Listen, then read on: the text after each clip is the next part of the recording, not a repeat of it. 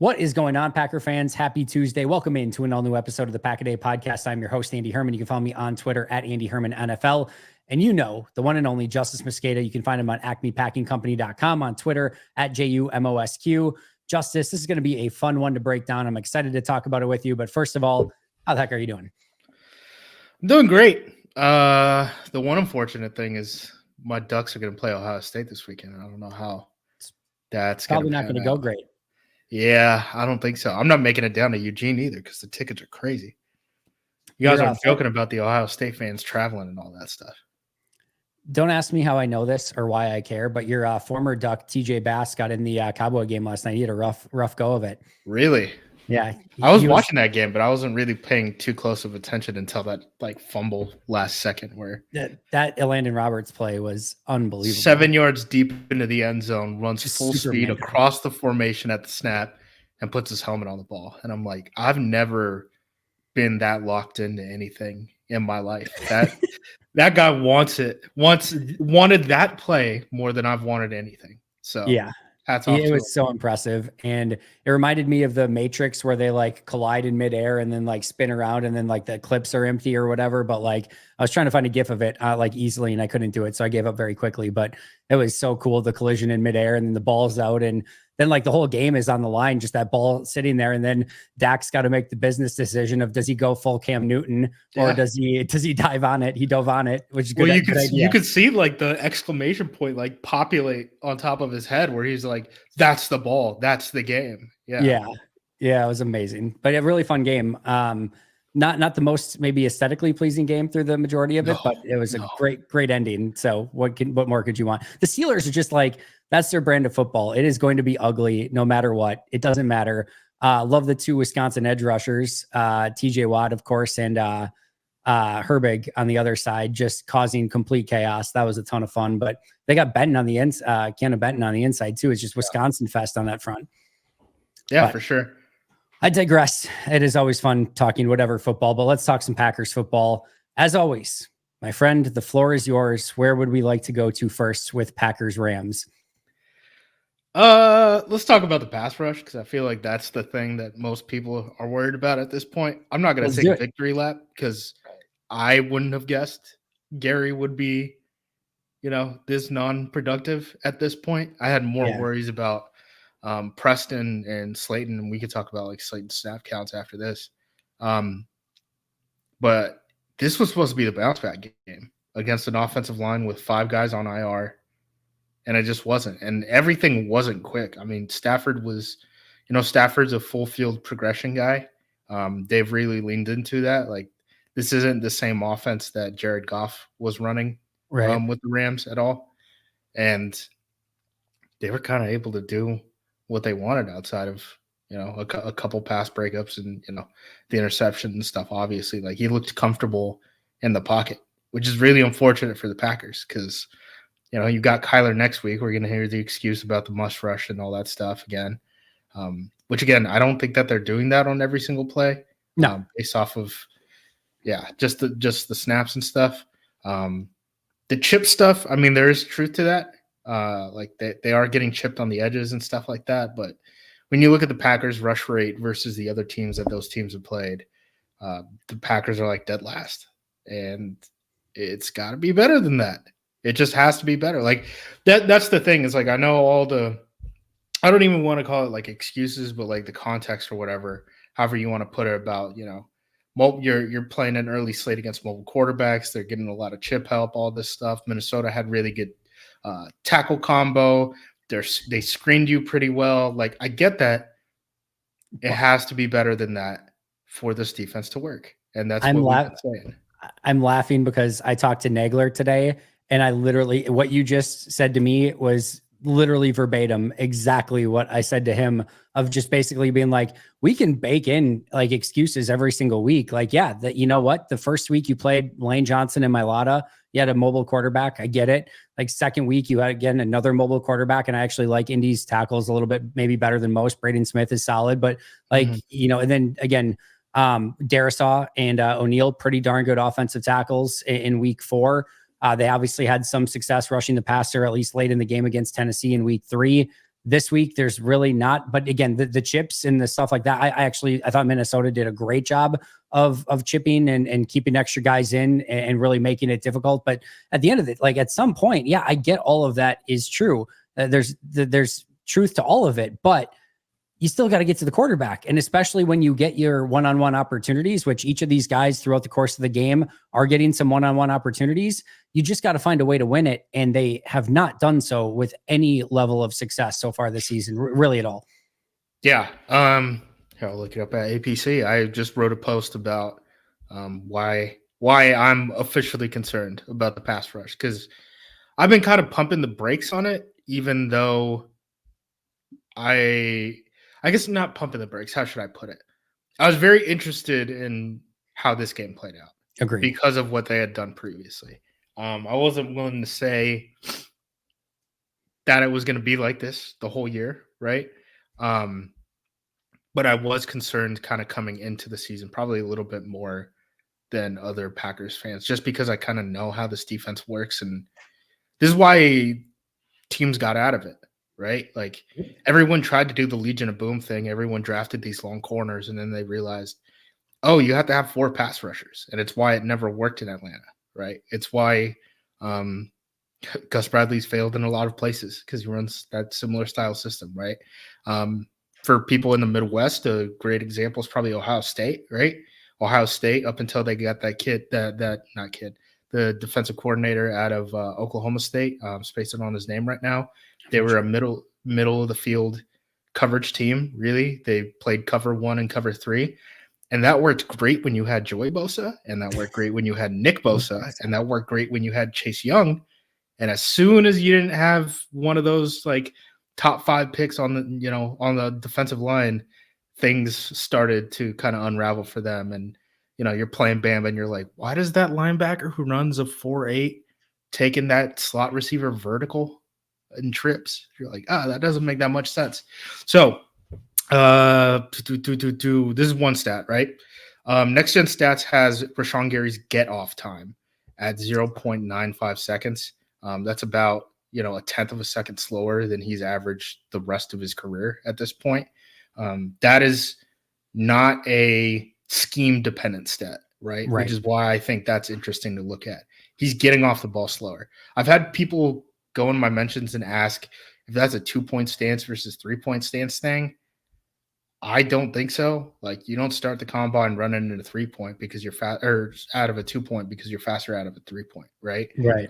The reason that you want to get those guys down low to the ground is because you're driving off the ball and you get that forward momentum going. So I wouldn't think that that's part of that problem. Gary's about league average right now. He's got about an 11% pressure rate. The league average is around 13 based off of the 61 edge rushers who have at least 75 rushing snaps from the edge position. All of this according to NFL Pro. The other 3 Packers pass rushers do qualify for that stat. They've been rotating pretty heavily, which is another reason why you're like, why is Gary getting slower off the ball if he's still coming fresh, if he's still supposed to be fresh, right? Yep. Among those 61 edge rushers, percentage wise, in terms of their pressure rate, Preston ranks 47th, Lucas Van Ness ranks 58th, and Kingsley Enagbare is 60th. So out of 61? Out of 61. Yeah, that's pretty bad. It's not great.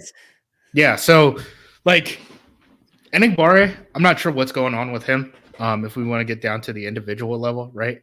Not sure what's going on with him. Lucas Van Ness, I feel like he's a cleanup guy right now. Still doesn't know pass rush moves. Did get an increase in snap counts and all that stuff this past week. He played more than Preston Smith did. That's not normal. There were games this year where he was, 4th in the pecking order. He was 2nd in this one. I do think the way that the coaching staff has talked about it and his youth and all that stuff, they don't think that practice reps are really going to get him there. It seems like game reps are where he's going to have to, learn how to be an NFL starter if he's ever going to develop into that. And if you think that he needs to play to develop, I understand it. Like that one's not an issue for me. Preston, not been on the field as much as I thought he would, honestly, this year, which I'm kind of fine with. Like, I think he's more of a run defender than a pass rusher anyway. Agreed. And then Gary has just been disappointed. Like, Gary should be better than this. This is not Yep. what we paid for. I don't know how else we can describe that. I don't think it's for a lack of effort or anything. It's just like, all right, we're gonna have to like move him around and figure out how to get him on one-on-ones. Because if they're chipping edges, like you're already playing certain downs where you have four defensive ends or three guys in Colby Wooden, who's functionally a defensive end, right? Yep. In terms of size on the field at the same time. Like, I don't know, would it kill you to line him up on a center and just have him bull rush the center and do some of the like Zadarius Smith stuff? Like, there's ways you can get him on one-on-ones where he's not gonna be hit with chip help, right? Yep. So, But here's my question. Does he even want a bull rush? Because it certainly doesn't seem like he wants to bull rush all that often. He seems to want to go around the edge more. Seems like he wants to try to rip. It seems like he wants to do anything besides actually convert speed to power and try to go through people. And I'm with you. I think they should try to do some different things. Do the Zadarius thing. Try anything at this point. Like, you've got to find a way to unlock that potential. And I do 1,000,000% agree with you as well. I don't think it is an effort thing. I think he seems to be working really hard out there and trying to get to the quarterback clearly, but he's not doing it. And I just don't know that he is playing to his skill set. And I know Ben Fennell's talked about this with LVN as well and tweeted it out today again, like of where LVN is trying to maybe go around and bend the edge a little bit, and he just can't do it. That's not how he's made. It just feels like this has to be a group that collectively collapses the pocket a bit more and makes it surround the quarterback than whatever it is that they're kind of doing right now. And I don't know what they're obviously asking them to do. The twists and stunts have worked a little bit, but I don't know. Right now, it just is a really disappointing 4-man rush from the edge rushers, the interior rushers, when they're going, like you said, the 4 defensive ends in there all at once. The only thing I'm kind of liking right now is when they're bringing, Edgerrin Cooper or Quay Walker and causing the disruption and having a little bit more speed in there. That seems to be kind of the only thing that's kind of working right now. Yeah, it's kind of interesting, right? Because, I mean, this is the thing that they talked about around draft time, where they were like, you can't get small on the defensive line because you get small in a hurry. Very fast, yeah. Well, if you want guys who are going to be able to bend around an edge, you have to get small. Like, Gary's not an edge bender. LVN is not an edge bender. Those guys are both pocket pushers. So this scheme does kind of demand like you to half gap stuff, right? Or one gap stuff, basically. Yep. There's ways to, I mean, you can keep your outside shoulder free and long arm bull rush a guy, right? Like there's ways to do that. And LVN was actually using a long arm a little bit towards the end of last year with some success too. I don't think I've seen it so far this year. Like that should be his go-to move in my opinion. Yeah, I agree with you. I don't know. Maybe I haven't seen it, but I don't recall seeing it honestly. Yeah. So, I mean, maybe it's a technique thing. Maybe you need to like de-emphasize certain things and just say like, hey, people love to talk about contain, but at the end of the day, like we're either telling pass rushers to get home or not, right? And they're either good enough to get home and take some of those risks, and we live with the, we live with the consequences of whatever happens or not, right? Yep. So yeah, I mean, unless you're gonna bring 5 every play and use one of those linebackers. The other alternative is you're dropping a pass rusher into coverage, right? To bring one of those linebackers. We're so and you have a 4-man rush. Yeah, it's exactly like, okay, like what route do we want to go down? It has to be one of those two. I will say my eyes are on Jason Rebrovich at this point. He's been here for 3 years. He was one of the holdovers from the staff. Was outside linebackers coach after Mike Smith left. Ended up becoming what they called a pass rush specialist, which is a new thing that the NFL is doing, where it's almost like the run game coordinator, pass game coordinator title that like position coaches are getting.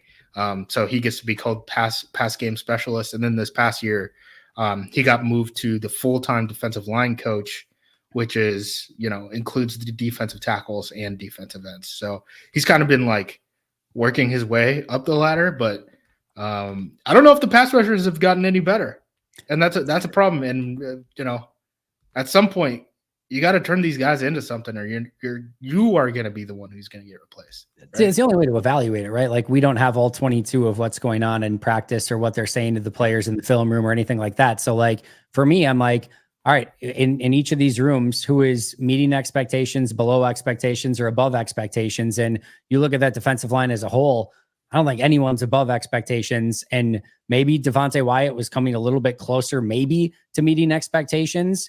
And that's probably it. I think pretty much everyone else is probably below. But even then, his numbers have dropped. Like, no, I agree. Yeah, no, I agree.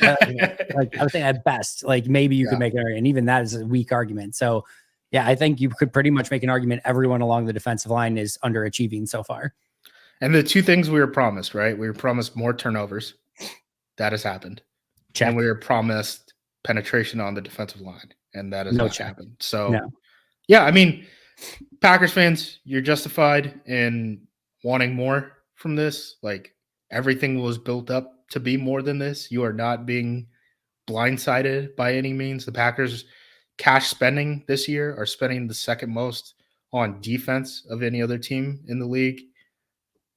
It was supposed to be more than this. It certainly was. And they have to get better. I mean, it doesn't matter how they get better, right? Whether it's, linebackers being loopers on some of these like weird stunts and twists. If it's, hey, we're going to rush 4, but like LVN and, Rashawn are going to be guys who are going to be going through and, being pocket pushers more than like edge benders. It could be the team looking around and saying like, okay, maybe we do want to play with an edge bender, but we don't have one on the roster if it's not Enagbare, right? Yep. So we got to go trade for one. Like, it doesn't matter. It just has to get better. That's what it is. I don't know. Maybe I'm wrong, and maybe we'll see what this next month brings. I don't see Goody having a huge appetite for going out and getting a pass rusher at the deadline with all the money and resources that they've put into this group already. Again, maybe I could be wrong. They definitely have some money to go out and spend. I can't imagine they're going to want to get into the Hassan Reddick situation where he clearly wants a new contract. I don't know. Yeah. But, crazier things have happened, but that's not generally. Well, I mean, maybe it's one of those cut down things, right? With like, who was it? Whitney Merciless. They had Whitney Merciless a couple years ago around the deadline. Like, I don't know, maybe Reddick. The other thing too is you only have to pay half a season for these guys. So if Reddick is in and out and he's going to sign a new contract, okay, like maybe you go grab him, get the comp pick, pay him whatever for this year, and then he's just gone. Like, I don't think you necessarily. I think that's what the Jets want. I think that's what the whole thing. Like, that's what the Jets want. Is just like, we want you to play this year. You go get your contract in the offseason. We'll get the comp pick and we'll live with it. And he wants the new contract now. So I think that's why like it becomes very complicated. Yeah, but at some point he's going to need the year to count, right? For it to accrue, or he's just going to be in the same exact position next year because that's how the NFL rules are. So. Yeah, I mean, we'll see. I mean, there's definitely still a lot of season before the trade deadline. Would be nice if they could fix it in-house, but I mean, certainly something has to happen. That being said, I don't think it's happening this week. Kyler Murray runs like a 4-3. This is probably not the week to be like, hey, let's play around with our pass rush plan and figure out what we're doing. Like, keep Kyler in the pocket. Yeah, it's going to be contained fast again, and probably rightfully so.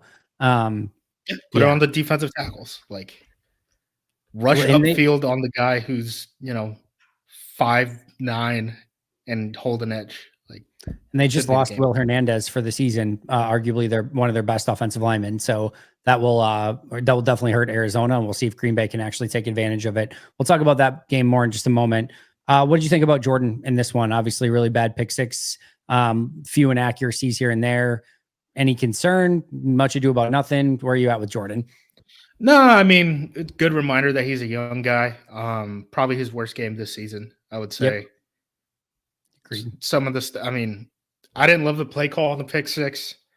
I don't love sprint outs. Ever. Especially when, the only way I like sprint outs. The Hail Mary sprint outs about the only thing that like how yes, that's about the only thing I like. There's like weird play action sprint outs that are like not boot where you can get all 5 guys out in routes. I like that. But on those sprint, I mean, 3 guys must have been running routes on that play. You run out of time because you hit the sideline. It's the same with like tosses into the boundary for me. don't like that play call. I will never like that play call. He'll never convince me it's a good play call. And it's because of plays like that where quarterback runs out of time. He doesn't know what to do. There's not enough guys running routes. And, it looked like he didn't know the pressure was coming, saw it No, he last did second, no idea. and then was trying to throw it away to save his safety, and he ended up getting a pick six. So, yeah, I'm not counting that too highly against, what I think that he's going to do moving forward. The throw to Jayden Reed, oh my God. Not a great decision, but what a catch. There are certainly, some other plays that he ended up missing in that game. I thought the spacing didn't look as bad as it was, in previous weeks Agreed. for some of these plays. So, like, the wide receivers actually knew what the heck they were doing. Thought it was interesting. Musgrave didn't play a single snap on offense. Outside of that, I don't have much in the passing game.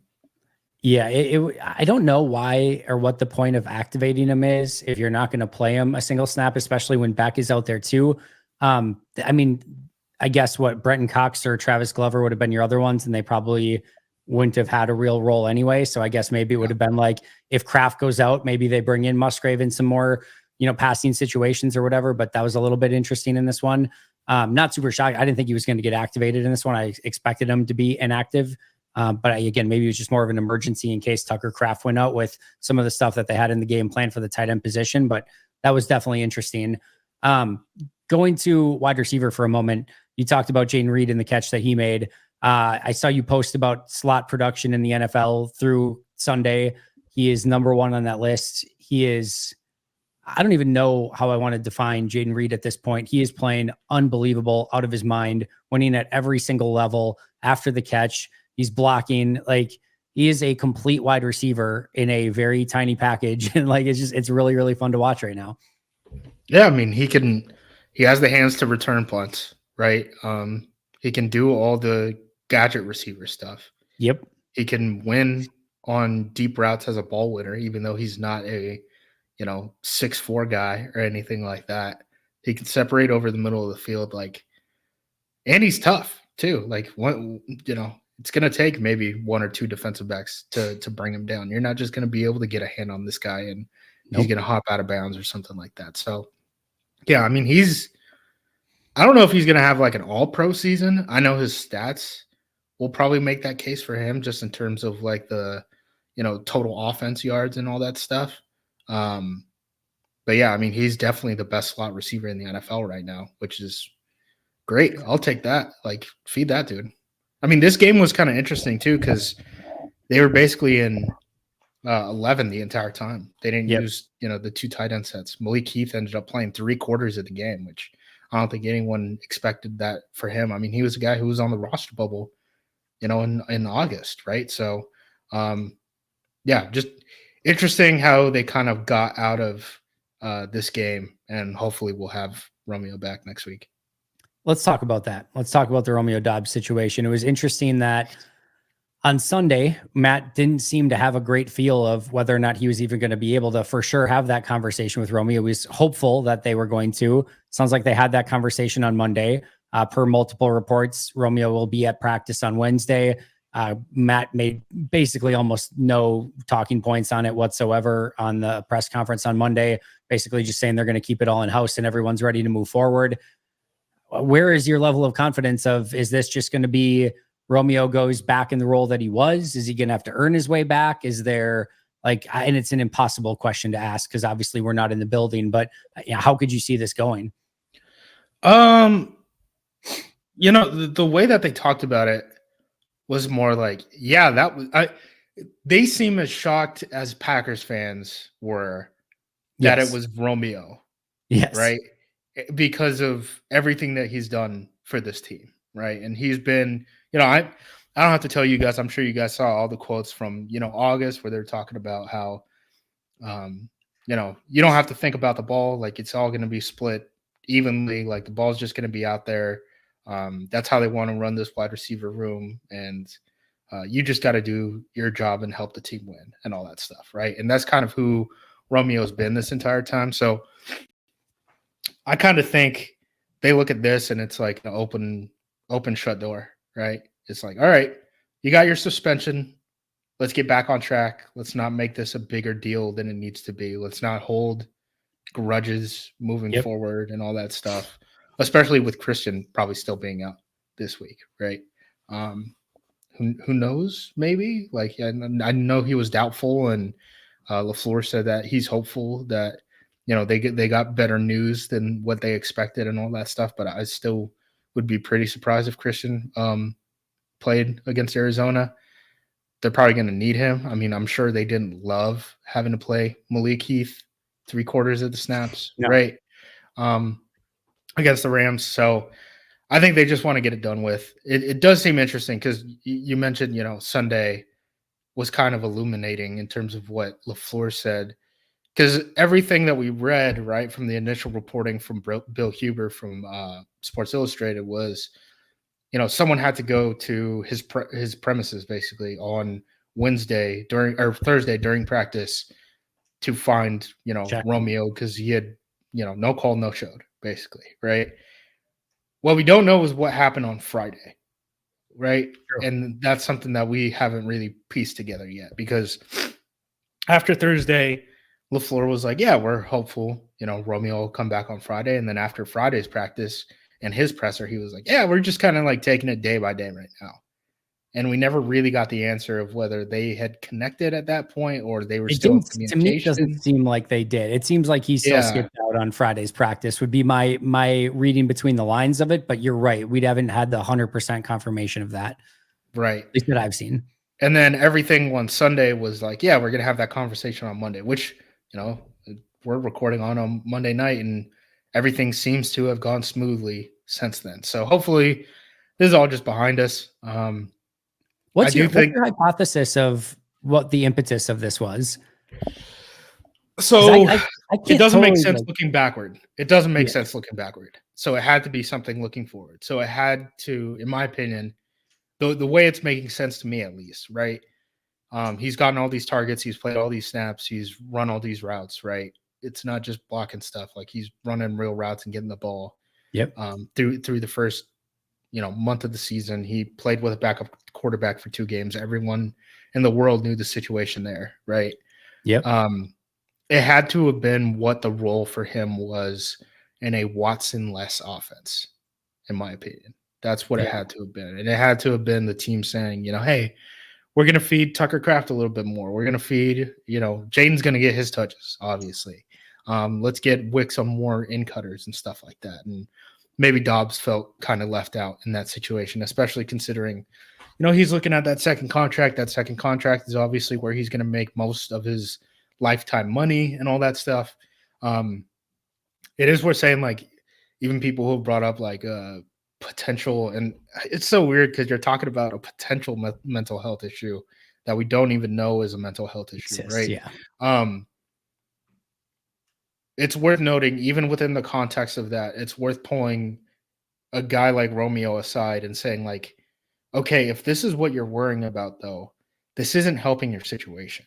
Right? No, not at all. Losing damn near $80,000 on this game because of the suspension alone for conduct detrimental to the team, not being on the field, not being able to raise those stats that you may or may not feel entitled to, those type of things, like that's not helping your situation. Plus, he missed the homecoming back to LA, which is where he's from, right? All that stuff. So I'm sure, And like, what doesn't get big contracts is off-field like issues, or people are like disgruntled wide receivers. Like that's not a good optic either way. Right, exactly. So I'm sure someone got into his ear and, like, I don't want to say like talk some sense into him, but like I don't know what the other word would be. Not necessarily that that's like how I feel about it, but like probably the It's shorthand just the wrong way of to it. go about it, no matter what. Like, even if Yeah, he's right, like even if he had a legitimate gripe, which again, it's hard to piece together that and like figure out like, all right, what's the argument that we're making here? But even if he did, this is like, there's a very like, it's impossible to make the argument of like, yep, this was definitely the right way to go about it. Like, there's no way. it certainly didn't help. No. Certainly didn't help. So like again, I think to your previous question, like I think everyone just wants to move on. Like who wants to Yeah, linger in this shit? To pardon my French. you're good. But like how Did you play ball growing up? I don't know. Here's my story. This is, and if nobody's heard this before, this is a fantastic story. I started playing tackle football in middle school. I was probably, I don't know, whatever like a normal human being was. I was probably 30 pounds less than what it should have been, which is probably not going to be shocking to anybody. I had always been through grade school, through recess, through everything. I'd always been the quarterback. That's not to say it was good, bad, but like that is what I had always been. So I go to middle school the first day and they're like, yep. I usually play quarterback. So this is the first day you ever put like I had ever put in football pads on in my entire life. So I had assumed that like all the pads were the same and everything was equal. So I get regular shoulder pads, no quarterback pads. So like I go back to pass in the first play and just throw the ball into the ground because like I have no shoulder movement whatsoever. They didn't give me quarterback pads on the shoulders. And they gave me a helmet that literally dug like 5 inches into my head. And I just had Rydell tattooed onto my forehead for like a month afterwards. And then, of course, like this was like, you know, to the point where every single day was just nutcrackers for like an hour. And it was like, I'm probably maybe the second smallest one out there. And I'm like, this is not what I had foreseen coming. So it didn't last very long. And I decided to play a lot of flag football, Madden, and do this instead. So maybe it's worked out. Maybe it hasn't. I have a feeling I wasn't going to make it to the NFL one way or the other, Justin. So I feel like I maybe made the right decision, but yeah, it didn't go very long when I did try playing. So I played center growing up, right? Okay. And we played the Tony Franklin system, which people may or may not be aware of. Sure. It's like what Jared Goff ran at Okay. Cal, where the center is basically running the offense. The center is actually doing the snap count, which is interesting. But the center is like doing all the offensive line checks, and then the quarterback is basically doing everything with the receivers. So like, I don't know if people saw that clip of the Bears center and Caleb Williams interacting this past week, where Caleb Williams makes a check and the center's MFing him behind him and stuff like that. That was kind of what I was doing in high school. And then I've coached football before. I don't want you to think this is in the context of me talking to kids. It's only been with other adults, but like, right. I've blown up on people playing football, especially in a game day environment and all that stuff. Like, yes. People I would die for, people I would burn in hell for. I have MF them and just like completely exploded. And then, you know, after someone calms you down maybe a little bit, or, you know, an hour later because you're doing something else on the different side of the practice field, you come back and you're like, I'm sorry. And they're like, yeah, I know. You were hot. Like it is the sport does attract people who are I don't want to say a couple bruised. Yeah, it attracts certain people, right? And I just kind of think like, yeah, man, maybe he had a really bad day and like he blew up, and that stuff happens, man. How like we saw Bo Nix screaming his brain out, you know, a rookie quarterback at Sean Payton who has a Super Bowl ring to his name, right? On the sideline this past week. Like, people are gonna blow up when they care, right? Yeah. And it's okay as long as people understand afterwards they can come back together and like no hard feelings, no lines were crossed, like stuff isn't going to happen again. Let's try to communicate better next time. Like it's not that unhealthy in the context of this sport to have a blow up, I guess, is what I'm trying to make. The point I'm trying to make. Yeah, I think how he responds, and this is usually the case in anything, right? It's not always the crime, it's how you respond to it afterwards, or not always the transgression, it's how you respond to it afterwards. And I think if Romeo comes back and is remorseful for the decision that he made and says, you know, my bad, guys, and hopefully the younger guys can learn from Romeo's mistake, because it's always better to learn from somebody else's mistake rather than your own. Yeah, like if that can all happen, I think there's a very positive way that this can go and they can kind of move forward. I'm just going to be extra interested to see how this goes this week. And hopefully it is much ado about nothing. And Romeo gets back inserted, has a big week this week. They need him to be. He's going to be still a key piece in this offense, in my opinion. So I'm looking forward to it just being behind us. And hopefully, again, everything goes exactly as you would expect it to moving forward. Yeah, I mean, he's going to have to talk about it on Wednesday, assuming that he shows up, which, you know, by all accounts, we're assuming that he's showing up. Based off of how LaFleur's talked about it and stuff. And hopefully that'll just be the end of that. Yeah, I'm right there with you. It'll definitely be worth monitoring a little bit this week, though. All right, a couple other things before we get out of here. One, Big Nickel / Eric Stokes and Keyshawn Nixon playing a lot on the outside. Carrington Valentine played a little bit more, but we got our first real taste of Javon Bullard in the slot. We got a huge taste of Evan Williams basically being the starting safety alongside Xavier McKinney in this one. Your thoughts on the secondary? I thought it was a little shakier than the alternative, but it was their first game really doing it. So pretty good for a first game, Bullard playing in the slot. Evan Williams is safety. He had that big moment at the end of the game where they forced that pass breakup that ices the game, right? So yep, that's nice. I don't want Keyshawn outside. I don't think. Nope. I watched it. I don't think that's your best option. So I guess you kind of have to make the decision basically of like, do we want Keyshawn on the field or do we want Evan Williams on the field is really what the debate should be about. They rotated out outside corner. I have sold every ounce of stock that I have of Eric Stokes at this point. It's not looking good. I'd like to see Carrington out there. I mean, when the team is fully healthy, I think you want Jair and you want Carrington at corner. Outside. Yep. I think Bullard's a better safety than Evan Williams, but if you want Evan Williams there so Bullard can play in the slot, I'm not going to argue about that. Or if you want Keyshawn in the slot, I'm also not going to argue about that. So I think you know who your best 6 DBs are. Use whatever combination of those 5 to get either, Keyshawn or Evan Williams on the field, and I'm cool with it. I'm just post Stokes at this point. I just don't – it's not doing it for me. He's not – their teams are creating too much separation at the top of routes, and when you're getting – even some of these chips, right? So this is kind of how coverage and pass rush plans tie in together, right? If you can't get after the quarterback because Rashawn Gary is getting chipped, there's a wide receiver running a dig route and Stokes is losing at the top of these routes. It doesn't matter how many guys you have in coverage, right? So I think you got to have a guy who's a little bit more fluid out there. I do think that Keyshawn showed that he was a little bit more fluid in his hips and stuff like that and keeping with guys on top of routes than Stokes was. But I think ultimately the decision that you have to make is, do you want Carrington to be a starter or not? And that's something that the team's going to have to answer. Give me Xavier McKinney as your primary safety, Jair and Valentine on the outside, and then just take the remaining 2 spots and split it equally between Bullard, Nixon, and Williams and get all of those guys on the field about, 2/3 of the time for each of them, or whatever that equates to. But yeah, I think that to me, put Nixon in the slot half the time, or like 3/4 of the time, put Bullard in the slot 1/4 of the time, put Bullard at safety half of the time, put Williams at safety half of the time. And then, you basically end up with Williams playing a quarter. I'm doing Scott Steiner math over here.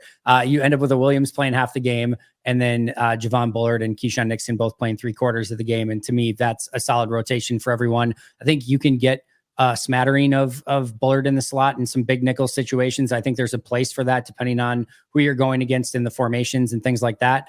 But I still kind of want to see Keyshawn there primarily. And then again, get Williams on the field a little bit as you can. And that to me seems like a reasonable expectation for this defensive back group going forward. Yeah, I'm not too worried about it. Again, like people, I understand people have preconceived notions that they came into the season with Keyshawn. They didn't want him to be their slot. They wanted to draft someone in the first round, right? A lot of people wanted Cooper DeJean drafted in the first round, totally, frankly. And that didn't happen. So now they're anti-Keyshawn, which I think is pretty dumb. He's having an okay year. Like, I don't think he's great in the slot right now, but there's not a lot of great slot players, to be totally frank. Nope. A lot of these guys are not playing on the inside. Like, he's playing a whole lot better than some of the stuff that we see on the field right now. Slot, I feel like, needs to be graded on a curve. That's like the one thing I've really learned over the last couple of years is you almost have to grade slot on a curve because it is just such an impossible position. But sorry, go ahead. Yeah, I mean, one guy that people brought up in the draft was what's his name, Sainstrill, Saint Ristel or whatever. Yeah, for Washington. He's getting bombed right now. He's not having a great time. This second. So like a lot of the alternatives are not playing better than Keyshawn. So probably pump the brakes on the Keyshawn negativity, I would say. But that's kind of all I got on that one. Trying to see if I can get a easy. I What's got you. I got you a stat. okay, first slot? All right, go ahead. Saints Drill has. Oh, I looked at corner instead of slots. He has played 53 snaps in the slot and has given up 96 yards or 69 yards and 3 touchdowns, according to NFL Pro. Keyshawn has played twice as many plays, has given up 85 yards and a touchdown. So, I mean, they basically have given up the same. Saints Row has given up 2 more touchdowns, and Keyshawn has played twice as many snaps for perspective. So here's another one to look at. There have been 19 slot corners that have played 50% of the coverage snaps so far this season. And this is the NFL passer rating that they've allowed so far in the year. There are 19 of them. Keyshawn Nixon is ranked 7th of that group. He has been targeted 17 times, given up 9 completions, 96 yards, 1 touchdown, no picks, 0.82 yards per snap, 6.9 snaps per target, 13.0 snaps per reception. He's obviously QB rating is not a perfect indicator by any stretch of the imagination, but I mean, he is 7th, and Lenore for San Francisco is right above him at 89.2. Avonte Maddox, Jaquan McMillan for Denver, Jordan Lewis for Dallas, Mike Hilton and Amik Robertson are the players that are ahead of him. Alante Taylor is just a little bit behind him. So Beanie Bishop for Pittsburgh, worst at 125.6. Not a great number. Yeah. So, like, again, any metric you look at, he's basically a slightly above average starter. Yeah. And that's it's fine. Yeah. Yep. So, and I've said too, like, if he's your, and I'm not even saying he necessarily is this, but like if Keyshawn Nixon is your 10th or 11th best defender on the field, you're in a very, very good spot. Like nobody's going to have a perfect 11 starters. If you're 11th or 10th or whatever it is Nixon, no problem with that whatsoever. Yeah, for sure. So I'm not too worried about him. I'm definitely more worried about Stokes. Agreed. I think they just wanted to make it work and it's just not working. And at some point you got to call it. So, and it seemed like they were trending more towards Valentine before Valentine got hurt. I don't think they wanted to give him a full complement of snaps coming back, and they were without Jair anyway. So Stokes probably needed to be that other guy. I'll be interested to see with Jair coming back what it looks like in that situation. My guess is it's probably still closer to 50-50 between Stokes and Valentine, but I think that's going to transition to more Valentine and less Stokes as time goes on. Yeah. I mean, again, like even if they go 50-50 and it's like, oh, we're going to decide it on the field. Well, what's the field going to decide? I think the field's going to decide that it's going to be Valentine instead of Stokes at this point. So, I mean, maybe you want him for like Marvin Harrison Jr.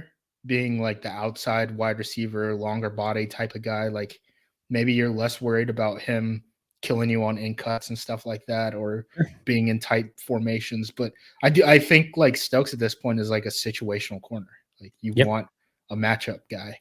And he's great in that situation, right? Especially off of the bench. Like there's certainly NFL teams that would be begging for a guy like that off of the bench, but Agreed. I don't think you can play him every down. No, I think he's an NFL corner. I think he probably is more, like you said, a depth piece or in a situational scenario based on who he's playing against. If it's a linear vertical corner with good or a wide receiver with good speed, maybe a Darius Slayton, a DJ Chark, a DK Metcalf, any of those. I think again maybe a Marvin Harrison where it's again more vertical routes. MVS would be an example. Like any of those, I feel comfortable with. Anyone that has that ability to snap off a route, do a quick in breaker, any sort of agility, in cut ability, route running ability. I'm good. It needs to be somebody else at that point. All right, last but not least, Packers Cardinals. A couple quick things you're looking for in this one. Stop Kyler. I honestly haven't seen the Cardinals this much this year, but whenever I do see it, it's just Kyler running around doing all sorts of crazy stuff. So yeah, I mean, keep him in the pocket. I think it's going to be big this week to set the edge. I know we just talked about, letting the pass rushers loose and all that stuff. This isn't the week to do that. At least on the edges, on the interior, I mean, it's going to be a pretty big deal for those guys to win one-on-one. We'll see what happens with Devontae Wyatt and his injury situation. I thought it was nice that Carl Brooks saw a pretty significant uptick in snaps. Colby Wooden actually outsnapped TJ Slayton too. So Slayton is kind of fourth in the pecking order. I wonder if they just view Slayton as a guy who he can only play X amount of snaps per game. Yeah. Right. And it's like he's always going to be that 3 or 4 defensive tackle, depending on how you look at it. And, whoever it is behind him is going to end up taking more of those snaps if someone in front of him goes down. So I expect a lot more from this pass rush. Hopefully we get it on the interior this week because that's where we're going to need it. What do you think they do with Jonathan Ford once he's ready to return? That seems like a weird situation. I don't know what they do with him there. I don't know. I mean, unless you're planning on trading TJ Slayton, like how else are you going to get him on the team? Like you already were healthy scratching Wooden yeah. for these games. So I don't like them carrying 6 defensive tackles doesn't really make sense to me. I don't see how they can make that work with unless they get rid of 6 defensive end and they get rid of Brenton Cox that they're not using anyway or something like that. If they view Ford better, but yeah, I don't know. It seems weird. Maybe it's just like insurance, just in case. They get another defensive tackle injury over the next couple of weeks, and if they don't, they'll just release him and try to get him back on the practice squad. But I don't know. Whole thing seems a little bit weird. Yeah, I know they've kind of like struck out on some of the UDFAs that they brought in. Like they don't seem like they want to keep them, right? No. So I think, breaking case of emergency, he comes on to the active roster if a couple guys go down at defensive tackle, and then whenever guys are healthy, I think they ideally push him back to the practice squad for sure. Yeah, I think that makes a ton of sense. We will save our conversation for pitches for another day, although we do need to get to that sooner rather than later. Justis, fantastic stuff as always. Where can we find all of your work on social media? And of course, where you are doing all your writing and fantastic stuff. Yeah, I'm writing for acmepackingcompany.com. You can find me on Twitter at JUMOSQ. If you want to listen to me, I mean, it's going to be here at Pack a Day for the foreseeable future. So that's all I got to plug. Well, we're very lucky to have you. We appreciate you coming on every single week. It is a joy every single time. Enjoy your week. We will talk to you following Packers Cardinals, hopefully talking about a victory and a dominant pass rush next week. Let's speak it into existence. Follow him on Twitter at JUMOSQ. You can find me at Andy Herman NFL. You can follow the podcast at Pack a Day Podcast. For Justis and I, we will see you soon. But until next time, and as always, go Pack Go.